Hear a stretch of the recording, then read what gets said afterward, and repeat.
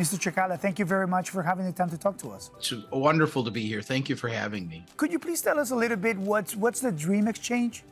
So the Dream Exchange is about to file applications to become the 8th stock exchange in the country. We'll be a fully licensed national market system exchange carrying every trading symbol available. The Dream Exchange purposes are really directed to the minority communities, which has never happened before. There's never been a minority-owned and controlled stock exchange in the history of the country. So we have a very unique brand, and that's our purpose. We will be in direct competition with the other exchanges, except with a particular brand that addresses unserved need in our society.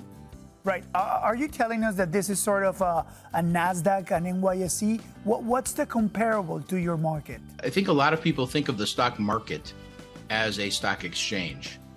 Stock exchanges are unique businesses. They are their own for-profit companies, and they are the governing organizations on which all public stocks are traded.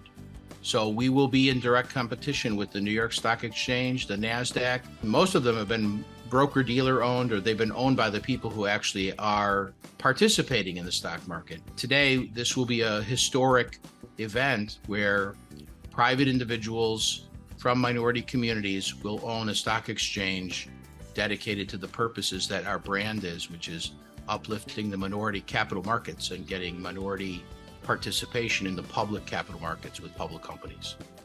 Can you explain a little bit about your plan to achieve your goal to be accessible to minorities? We're working on a partnership agreement with the National Black Chamber of Commerce and the National Urban League from the Black community.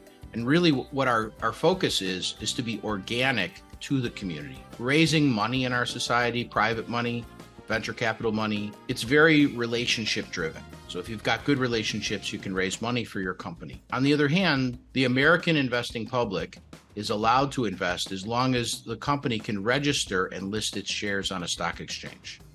So that in and of itself, granting access to a stock exchange and reaching out into the minority communities, looking for minority company listings is a primary goal we have.